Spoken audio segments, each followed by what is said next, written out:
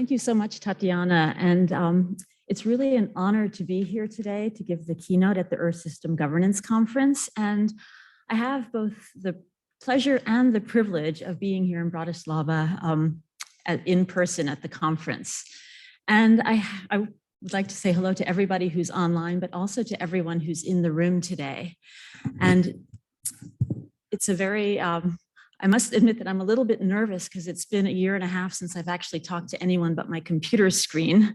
So I'm nervous in a very good way.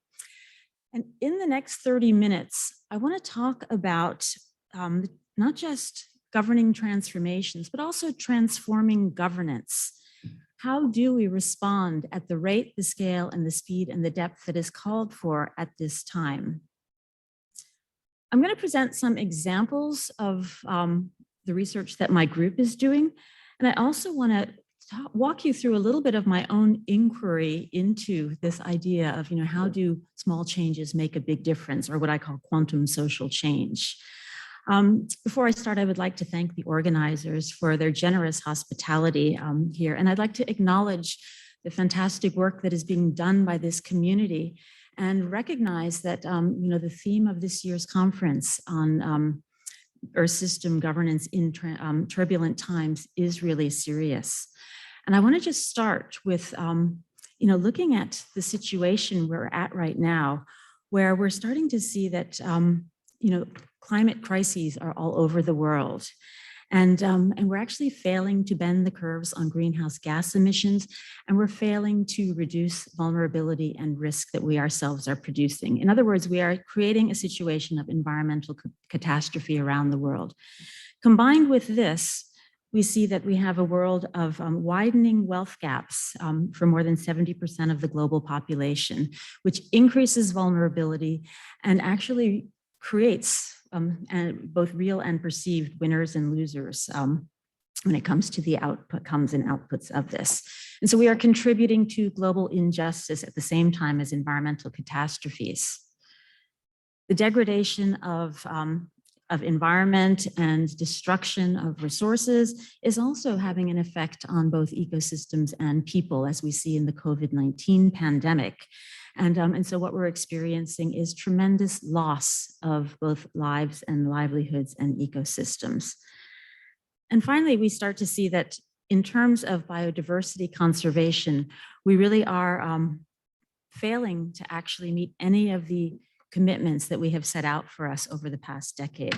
So our failure really is a question, what are we doing wrong? And what do we need to do differently to make things better? And that brings me to a question that I think many of you may have listening here today is like, what do we do now? Sometimes I feel just very small and overwhelmed by the scale of the global problems and thinking that, oh, what I do doesn't matter, what we do doesn't matter. And I think that that really calls for us to take the concept of transformation seriously. And I really want to talk about transformation, not as this blah, blah, blah transform, but to recognize that transformation is about deep changes in the way we do things and look at things. I think of transformation as significant physical and or qualitative changes in form, structure, and meaning making. And it's exemplified in the caterpillar's metamorphosis into a butterfly. And I think we can all relate to that, and we can think about transformations as this very beautiful thing, but it also involves that, that turbulence, the falling apart of things that we're used to, things that we really love. And transformations also include something that is much deeper for us, that is really about, we can get the next slide. The clicker is not clicking. Next slide. Yeah, thank you. Transformation is also the powerful unleashing of human potential to commit, care, and affect change for a better life. So there's something much deeper about the transformations that we're trying to unfold at this time in the midst of being transformed by all of the changes we see around us in the Earth system and the multiple crises that we're affecting. So this leaves us to this question of how do we go about transforming? And for this, I have been looking at what I call the three spheres of transformation, which really is the relationship between the practical, the political, and the personal spheres of transformation. The practical sphere often gets a lot of attention because it's really about the measurable results that we can see. It's the technical and the behavioral changes that we're really striving for in order to shift our society and meet the 169 Sustainable Development Goal targets and other plans. But we're not getting there, as I mentioned in the introduction. Often the political sphere is not aligned with the practical solutions that we need. And by the political sphere, I refer to the systems and the structures, the social and cultural norms, rules, regulations, institutions, infrastructures, basically how we organize society collectively in order to realize different outcomes. And we get stuck in this political sphere for decades, and we don't actually move systems in the direction that they need to go. And this is often because we're forgetting about the personal sphere. And by the personal sphere, I don't just mean individual sphere, but our shared beliefs, values, worldviews, and also the paradigms through which we see the systems, where we draw the boundaries around those systems, how we see leadership, how we see our own role in actually actualizing and generating change. And when we start to look at these three spheres of transformation, not as separate, but as integrated and simultaneous, we start to see that everything that we do is actually always in all three spheres. And this brings us to the Earth System Governance Project and its recognition that of our inability right now to actually govern our transformations. From the webpage, it says, it is apparent that the institutions, organizations, and governance mechanisms by which humans currently regulate their relationships with the natural environment and global biochemical systems are not only insufficient, they're also poorly understood. So it's not that we need research, but we also need action. And to actually move us in a direction, we may need to change the way we look at the system. And I think Max Planck was attributed as saying that until we start to see things differently, we see the same things. And other people have said, change the way you look at things and the things you look at will change. So I want to think about like, how can we frame the issue very differently, not just as environmental crises, but as relationship problems. And this brings me then to the question of relationships. And I want to talk about relationships. When I say this at home, my husband makes it like runs for the door because it's like, no, not relationships. But actually relationships is very simply defined as the way in which two or more people or things are connected, or the state of being connected. And so that is very much about what we're trying to talk about in terms of collectively organizing society to create a world where that is equitable and where all life can thrive. The way that we have actually approached relationship, especially from a Western perspective, is very much on a dualistic reductionist perspective, where we've almost like drawn a line. I draw a line between me and you, between us and other, between society and the environment, and between humans and nature. And this is not just a constructed line in the sand. It is a line that is like cognitively in our heads, how we relate to the world as separate, discrete, and individual beings that are separate, and nature is something out there that we need to fix or address or something. And I think that this is actually a considerable problem, and it's not the only worldview that is out there, and that's why I want to start to talk about relationships and relational problems. But from this view of us and other, and me and you, and these binaries, we start to really create fragmentation in society. We end up with a society that is fractured, that is fragmented, and it's characterized by very sharp and polarized monologues rather than deep and relational dialogues. And I think the governance landscape, especially today, is very fragmented, as Earth System governance research has shown. And it's not that we're not trying to actually make these connections and to show the relationships. And this is, the classical Brotherton diagram for Earth system science. And it shows that we're trying to make the connections, but as you'll see on the right side of the screen, human activities are just kind of an input into the system, and the impacts are an outcome of the system. And we are separate from the system. That doesn't include us as conscious agents of change.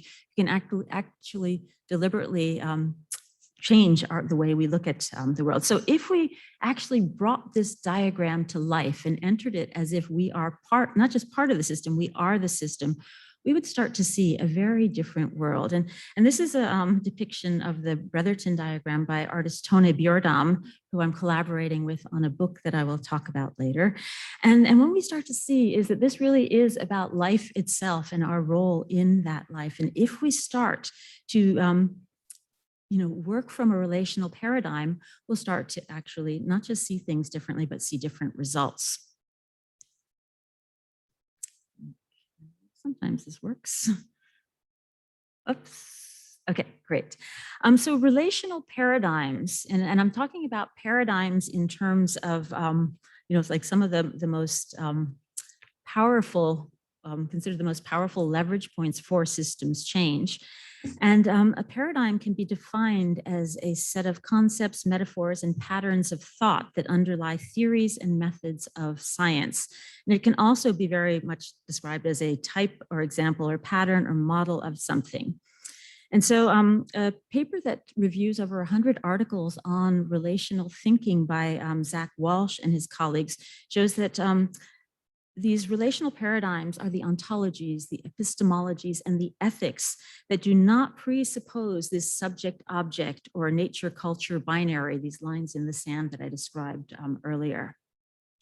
And they create a tanglegram that shows, how all these different research ways of seeing things fit together.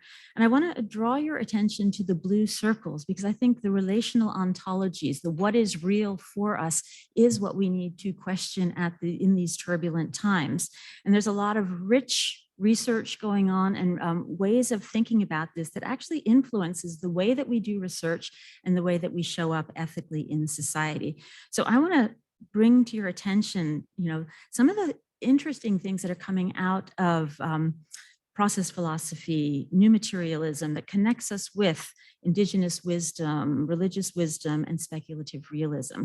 Because I think that there is the edge that we have to actually explore if we want to get out of the situation that we're in. And this brings us to my research, a 5-year research project that is coming to an end now called Adaptation Connects. And in this project, we're not looking at just adapting to change itself, but we're looking at how do we adapt to the very idea that we can transform global systems. So it's adaptation as transformation. And the Connect stands for combining old and new knowledge to enable conscious transformations to sustainability. And as Tatiana mentioned in the introduction, we're looking at creativity, collaboration, empowerment, and also flexibility in terms of, these are the conditions that might be needed to actually actualize the type of changes that we need. And we do this through specific research projects called Art Connects, Coffee Connects, Travel Connects, and Education Connects. And I would like to just go through a few of the research results that kind of capture the relationality of the relational way of thinking in research. And these are articles that are published now published in a special feature of sustainability science on the how of transformation. And I present them because I think they're super interesting, and also ways of getting us to see how a relational thinking, what it looks like in practice, what it means for practice. And the first article I'd like to talk about is by Ermeline Graham Hansen, who looks at Indigenous leadership, and she organizes it around the interrelated analytical lenses of the individual leader, leadership through culture, leadership through process, and also leadership through integration. And she explores this in a Native Alaskan community that is engaged in transforming community systems towards enhanced sustainability.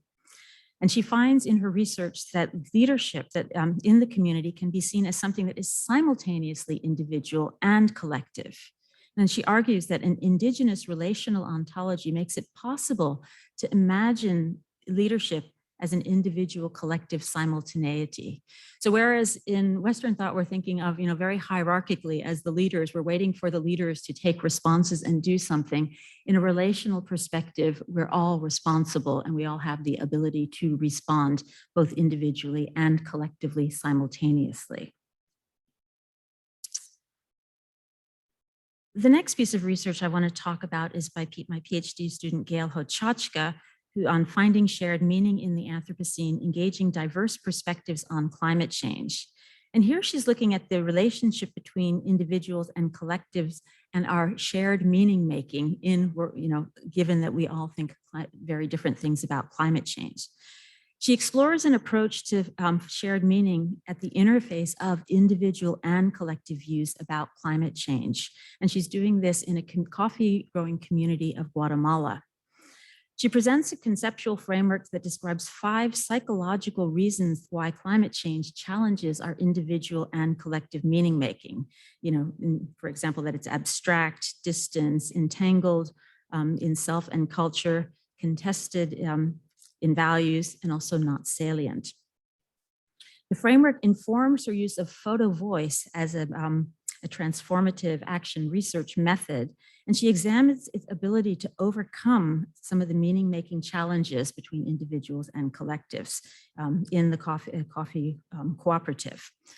I think what's really interesting about her work is she's looking at how people relate to different aspects of the global value chain for coffee. And her findings suggest that this psychosocial process to climate entanglements engages both the individuals and the collectives subjectively and intersubjectively.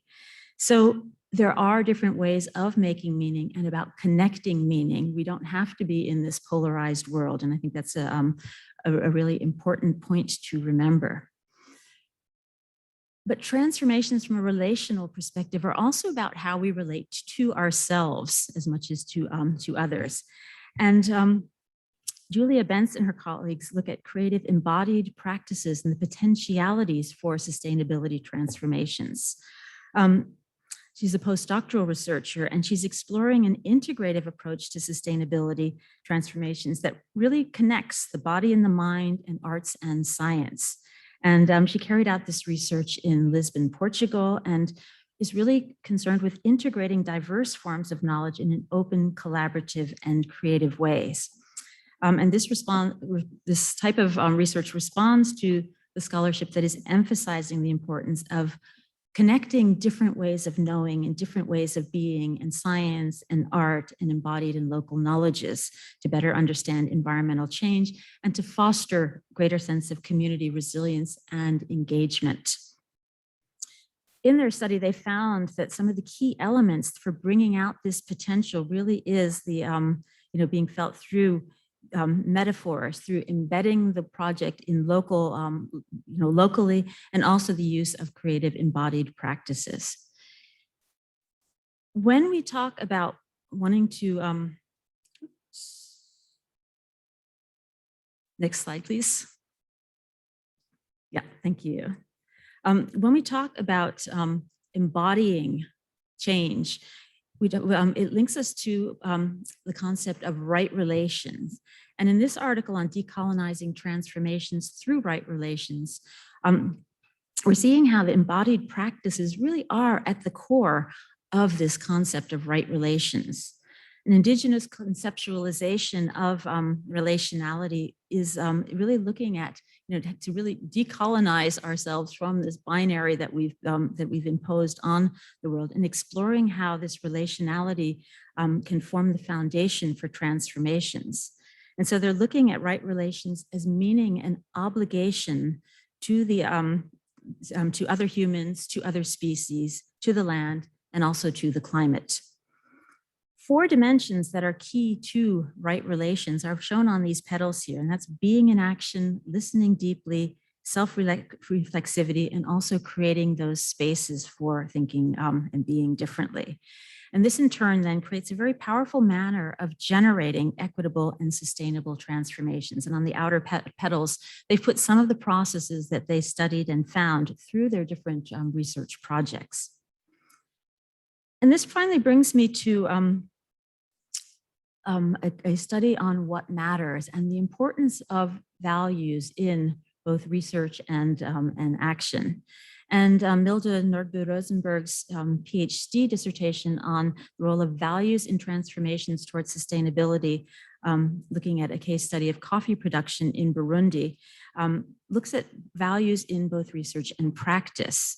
And she draws on Karen Barad's work and her idea of agential realism, the idea that we are not just interacting as separate individuals, but we are intra-acting as one larger system.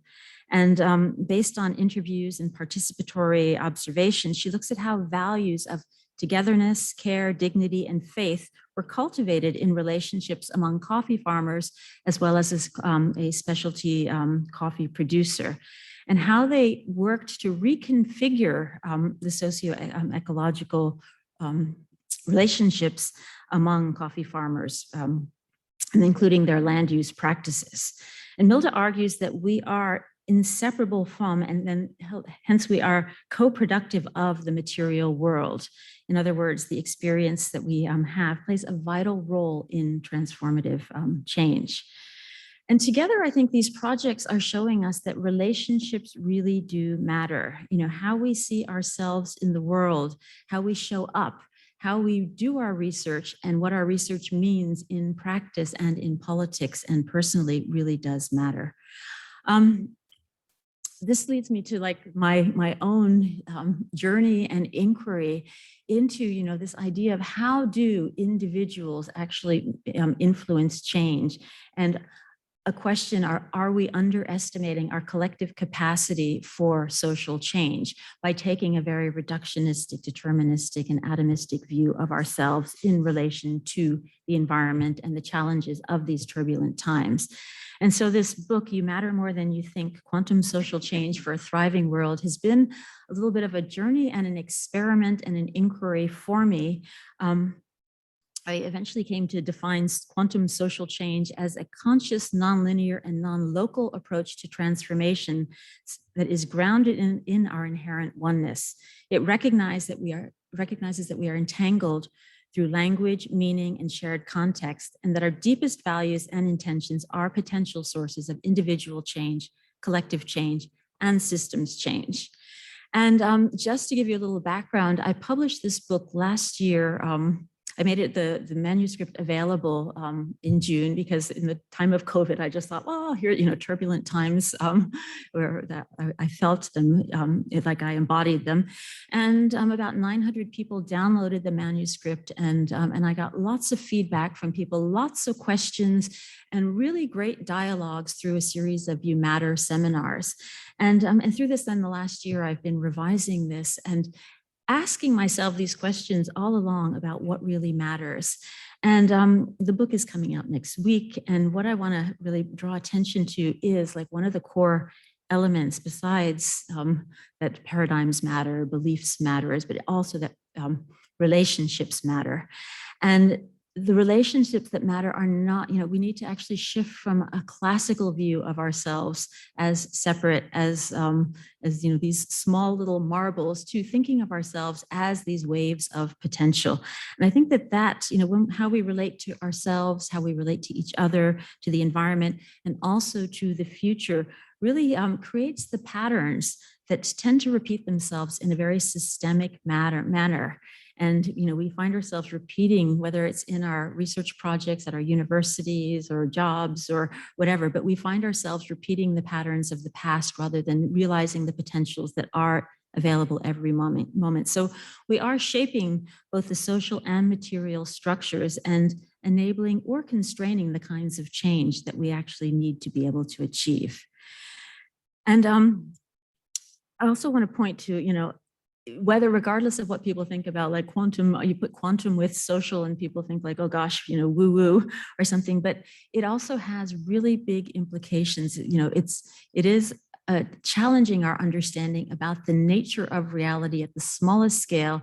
And quantum social science is saying that this actually matters at the macro scale of social engagement, not the least through the metaphors that we use. And metaphors matter because they are the concepts, they convey the images, the emotions, the values, the judgments, what we take to be true or false. And in Metaphors We Live By, George Lakoff and Mark Johnson argue that new metaphors have the power to create a new reality. And they explain that this occurs when we start to make sense of our everyday experiences in terms of a new metaphor, and especially when we begin to act differently and in accordance with the metaphor. So it becomes part of the world that we experience. And I think this is really important in terms of all the other relational paradigms that exist and are being practiced in everyday lives all over the world by people. So it comes into which narrative has the most power, which metaphors have the most power. And in a study of metaphors in climate change, some authors found that looking at like 63 documents, most of the metaphors that are used are very much based on binaries that lead to an outcome of cost-benefit analyses and things. And it is very much a black and white, us and other perception. So if we were to start to look at what does a quantum leap really mean in practice? What does superpositions? What does entanglement? And I want to point out that entanglement is not just a metaphor, but it is actually the underlying nature of reality. And it's kind of a mind-blowing thing because we tend to think, to understand not causality, this causing that, but correlation, that we are correlated and connected.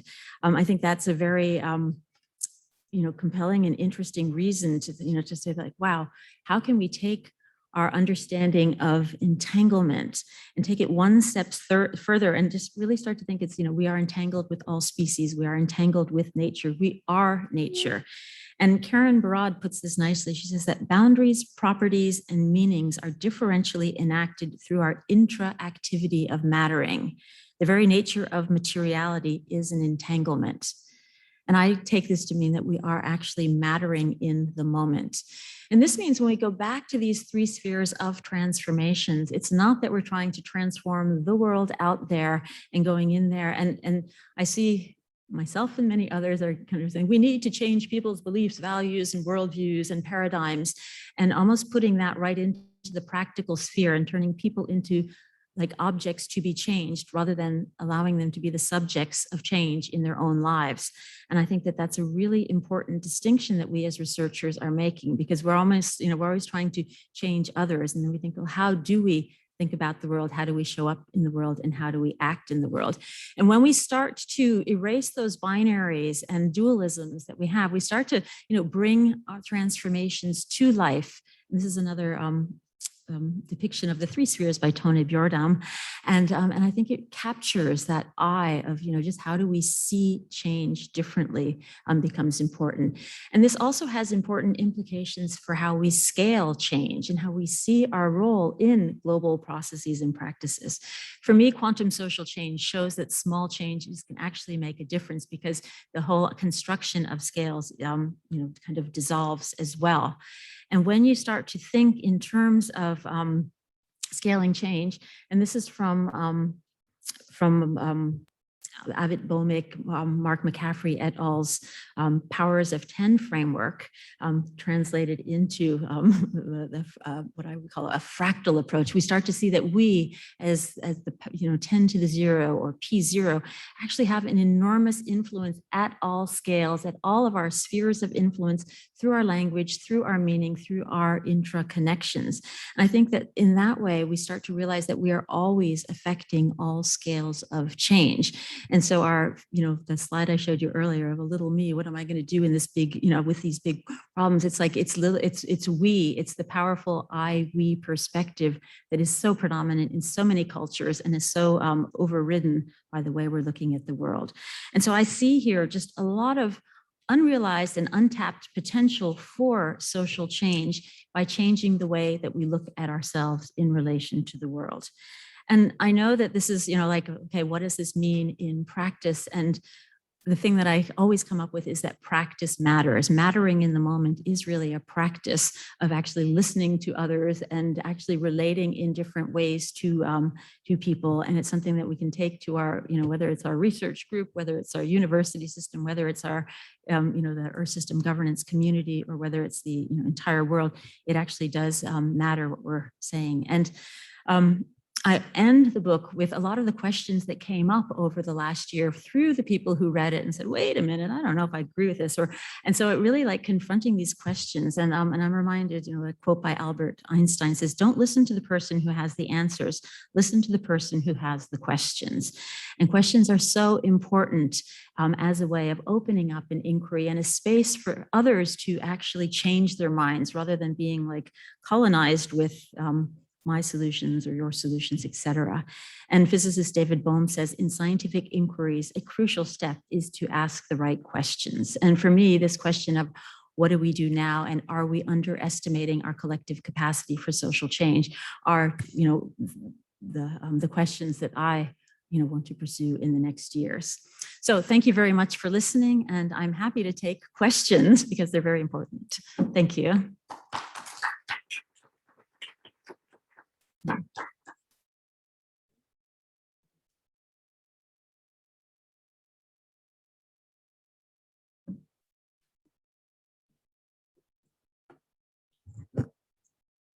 Okay, thank you very much for a very nice talk. Now I would like all of you to think about the questions. You can pose the questions here directly in the room. If you raise your hand, we can bring a microphone, and we also have some questions already that arrive to the chat that we can read, and Karen, I think, will ask. So it's following Albert Einstein, it's very nice to ask questions. So floor is open for questions.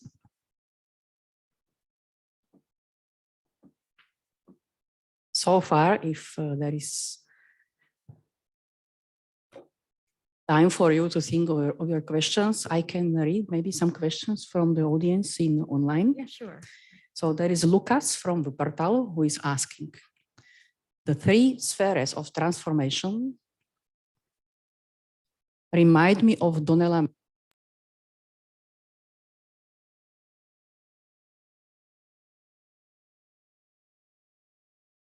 Sorry, a little technical problem. So again, the 3 spheres of transformation remind me of Donella Meadows' 12 leverage points to intervene in a system. Meadows includes a hierarchy of the power of her leverage points. Do you also think of the 3 spheres as being hierarchical in the sense that change at one sphere is more radical, powerful, transformative than the others? That's an excellent question, and thank you for asking it, Lucas. Often when I present the 3 spheres, I overlay them on Donella Meadows' leverage points for systems change and show that the practical sphere really does refer to the numbers and the very low leverage points, and that the political sphere is much more, it's about the feedbacks and the rules of the system and the power to change the rules of the system. And the highest leverage point are the paradigms through which the whole system is created, including the values and things, and the power to transcend paradigms. So there is that kind of that recognition. I wouldn't call it necessarily hierarchical, but the power of personal or individual change and collective change in paradigms really does, as Meadows points out, affect all the other systems. So it's a really powerful entry point for that.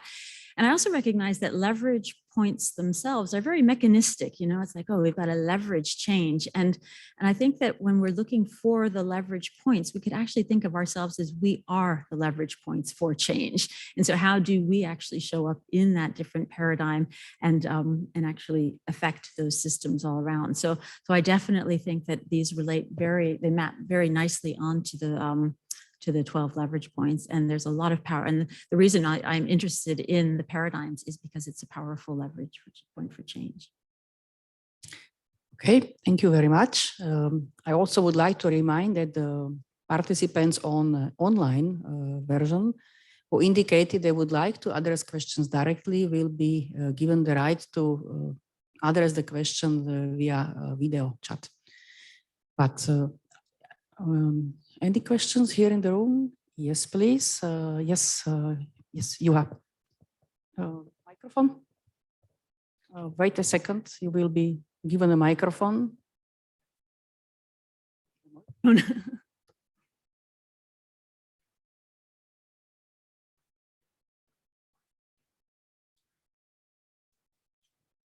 Thanks, Karen, so much. Can you specify a little bit that very interesting concept, intraactivity? How do you understand it and what to do with it? Thanks. Yeah, intra-actions and intra-activity comes from Karen Barad's agential realism, where she's looking at agency as kind of a congealing, you know, like that it's not something we have, it's something that we do. And she's recognizing that we're always making a cut between ourselves and others in that moment, and that we're not separate, we are through entanglement. We're, you know, intra-actions almost by definition says I'm separate from you and we are, you know, intra-acting in this way. Intra-actions is mean we are one and we are together intra-acting. So how I show up does actually influence my relationship to the soil, to the land, to you and to others. So it's a little bit on that, you know, like interstate and intrastate, that kind of level. But her bottom line in her agential realism is that, you know, we are that entanglement is the nature of the universe. Okay, thank you very much for a good question. So now we will again read some questions from online. So there is Katarina asking, studies also seem to suggest that there is no clear correlation between people's values, attitudes towards nature and their environmental footprints. When the footprint is tangibly measured, such as CO2, I wonder how you see this fit your view about the importance of relationships. Yeah, thank you, Katarina. That's also a really great question, because I think that, you know, we have these values and everything, and yet, you know, greenhouse gas emissions keep going up. Our carbon footprints are enormous, and it's very easy to just like think that that it's all just about reducing our carbon footprints. But as we know, we actually need to have the systems and the structures in place to facilitate mobility, to facilitate access to different diets, to different foods and things, different ways of growing and things. So there's that almost simultaneous intra-action between what I do and how we organize society. And I think that gap between the values and my footprints is almost an outcome of us feeling that we don't matter and feeling that, the little things I do aren't actually going to make a difference. And I know that many of us, I really struggle to oh, how will I get to Bratislava from Oslo? And I looked into all the possibilities of taking trains and ferries and buses and things. And I think it was very, and then at the very end of the day, I just thought this doesn't actually work to spend 33 hours and 3 days traveling. And so it's that challenge is, I think, enormous. But when we start to see that it's both and, that we can actually work for reducing our carbon footprints and promoting systems change. And one way I do this is with my students and with the public through Sea Change is through these 30-day challenges where you get people to look at change as an object and get them to engage in an inquiry on how their little changes relate to conversations that they have with their neighbors, their bosses, their colleagues, and with the people who actually operate the cafeterias, who create the bike lanes, who do are scheduling trains and et cetera. And so I think that we again are we think we don't actually see ourselves as powerful players in systems change. There is a question up in the room. Yes, please.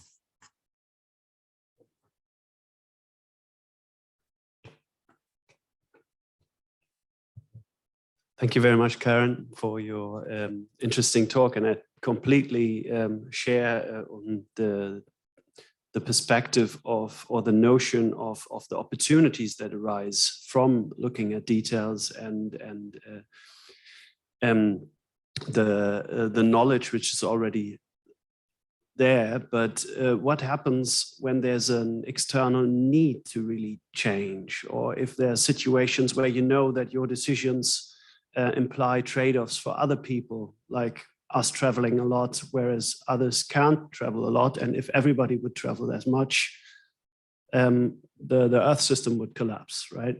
So then you get to the situation where you have to require people to change, and then you have a different constellation in the social interactions, and this is where conflicts arise and where you get into problems.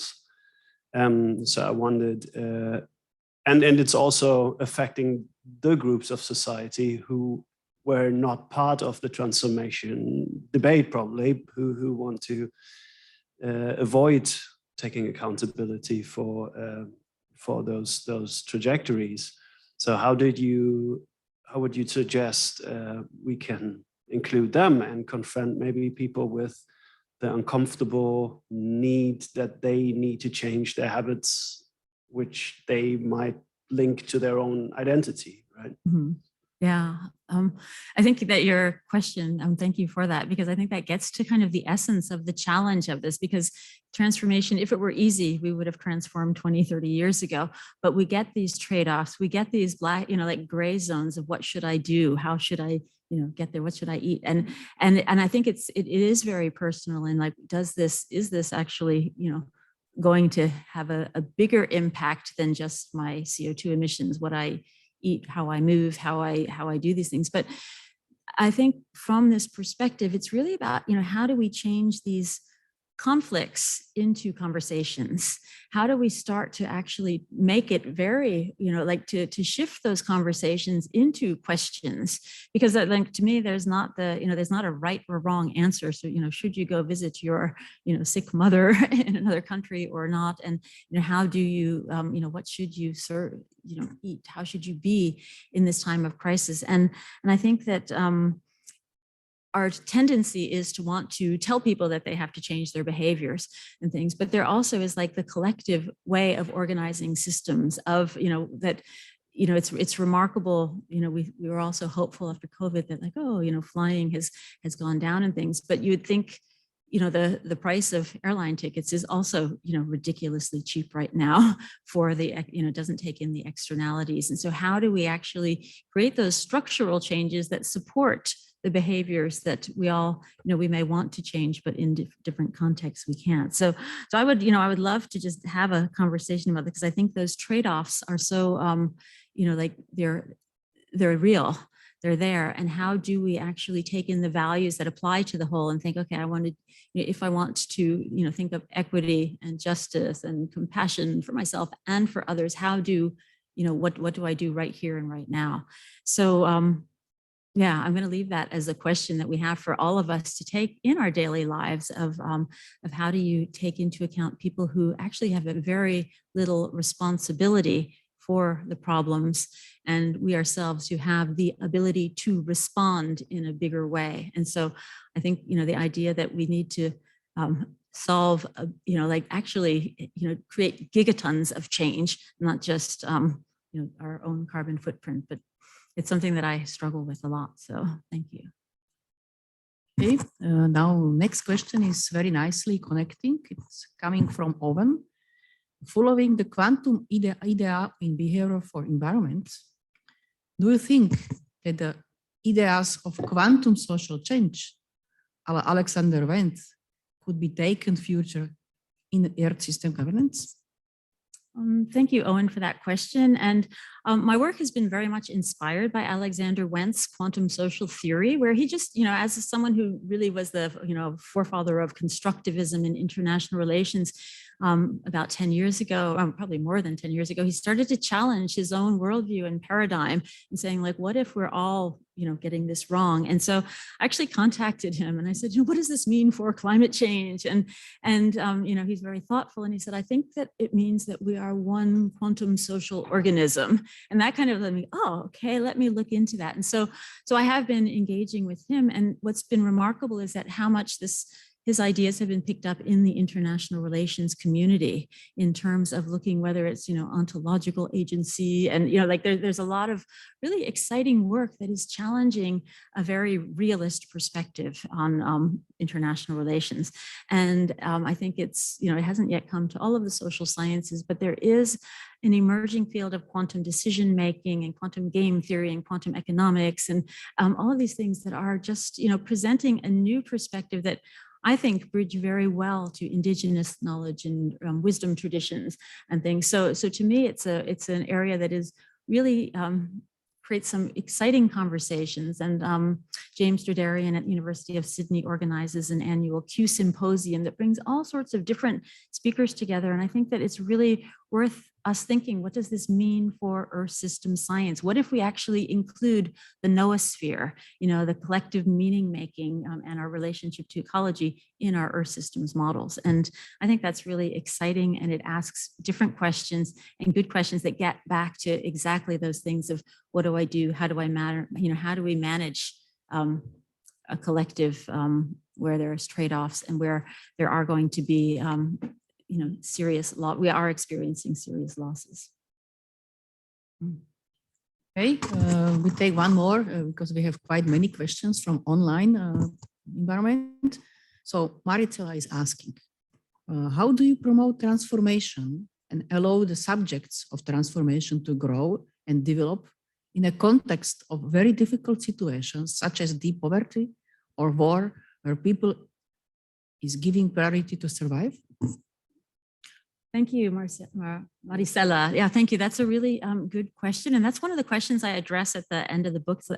It's like, why not just focus on the leaders? There's, people are very struggling. And a lot of this work is very much influenced by collaboration with Dr. Monica Sharma, who worked on transformational leadership within the UN system. And the idea that every person has that capacity to shift systems and structures, and that, regardless of where what your context is, and to recognize then that, there are these difficult situations and that we can always show up differently, but we need alliances with other people, with collectives. And I see many of the situations that are happening in the world today where, like people are struggling to survive, but it's also that, that I am responsible for the current political economy. There's weapons sales from my own country. There's oil sales from my own country. So where can I intervene in that system to actually to be allies with them, and not to fix things, but to allow them to actually show up? And I think science writer John Horgan talks about humanity as matter that yearns to matter. And I see there's so many, like whether you're talking about the civil disobedience movement in Myanmar, or people working to, survive in, flooding situations now on the east coast of the US and things like that, that it starts to dissolve the boundaries between us and other in this. And we start to see that this is a collective effort. And that relational perspective, I think, can bring us into a different understanding of not putting people into the boxes of, oh, you're poor, but almost leveling out that playing field. And the work really aligns, I think, with Paulo Freire's pedagogy of the oppressed, of, not being the well-adapted individual who suits the oppressor's needs, but actually conscientization of recognizing that we are, that we actually, can challenge those structures and things. So. Okay. Any questions in the room, please? Not yet, okay. Okay, now this is the one which is for all. Stefan is asking, thanks for the great talk. The discipline that has arguably the most long-standing tradition in relational thinking is sociology, which has been focusing on social interactions, groups, organization, institutions. However, these do not seem to appear as such in the three spheres of transformation, except of perhaps being subsumed in the personal sphere. Well, I think that like the sociology and, there's so many different ways of relating to change. And the three spheres really is a very simple, almost heuristic or framework that, social practice theory might, look at the relationship between the political and the practical spheres. And a lot of sociology is looking at the personal and the political. And we know that the personal is political and the political is personal and things. So it's not meant to actually replace or just say that this, it fits a lot of theories and different ways of seeing, but it's a way of just recognizing that that personal sphere does show up, including in how sociologists, think about theories of change and theories of transformation and socials and groups and things. And much of that really, like a lot of it is still based on, a separation between individuals and groups. And so my research is very interested in what is the relationship between individual change, collective change, and systems change. And sometimes, putting on a different pair of glasses is, very valuable to start to see that this. And I think one thing that I've discovered, and my son has a band and it's called The Eternal Page, which resonates with me. And his album is Echoes of Nothing New. And really is like what I find always in writing these things is like people have been saying these things for 100 years, and you find sociologists in 18, like the very earliest ones were saying this. And so it's like, how do we translate these ideas from other cultures, from other wisdom traditions into the arenas that we are active with as global change researchers? And that is, accessing a dominant paradigm and that has a lot of power, both economic and political and cultural power. So I think, this work is as much about translation and about opening up the conversations than it's not about like just kind of saying like, oh, this all has to fit in there. So I think that's a really, really good to just think about how we all relate to change itself. Very much. And then we have a question from Karina. How has the experience of the COVID-19 pandemic, its politics and impacts changed? How do you think about transformation for sustainability? Okay, thank you, Karina. I think that's a great question. I think all of us can have a good, dinner conversation about this, because I think that for me, living in Norway, I feel like we've lived a little bit in a bubble because there's a lot of trust in the government and everybody, locked down and kind of obeyed, and we were given like, rights and responsibilities and things. But as a US citizen, I was looking at what was going on in the United States and in many other countries, and you really had, polarization and this, don't change me, don't tell me what to do. And I think that the polarizing politics of COVID, which is such a serious and, like there's so much, the outcomes are so prevalent and clear and in our face, and we see the numbers adding up every day. It's so, at the same time working on climate change and biodiversity loss, environmental change, where we know what the outcomes are, and yet we're still in these polarized debates. And I think that in many ways it's it's a call for us to actually change, like for serious change. And so it's governing transformations, but also transforming governance. And again, it's not an easy, there's no easy answers, but there's many questions that I think need to be raised in that. And it's very easy to just say like, oh, who are those people? Who are these, and look at that. And then you remember that like, oh, these are my relatives. These are my friends. These are us. And so it's just I think that it gives us food for thought and I think food for great discussions, a dinner conversation. Okay, time is coming to the end, but we have time for maybe 2 more questions. If there is any questions from the room. Okay, then we pick up the questions from the online forum.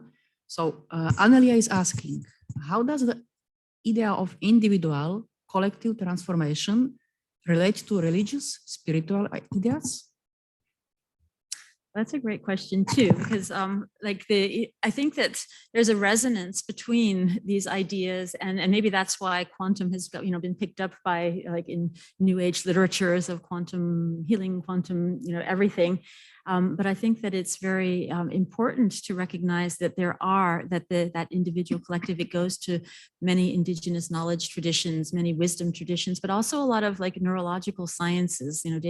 Daniel Siegel, a neuroscientist, has a book on me plus we, that this is actually a way, and through meditative practices, we can get these different experiences. And people are talking about psychedelics as ways to, break down those barriers and things, and religious traditions, so you're starting to look at that subjective way of engaging with reality.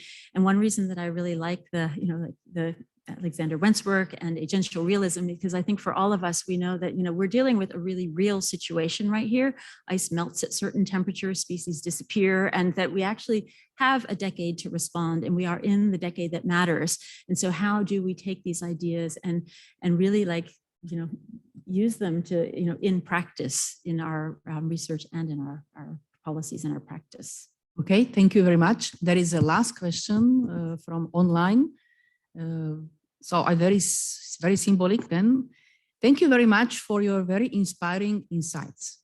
I would be curious what you consider the most burning research questions we have to work on, asking a passionate junior researcher who struggles where best to start.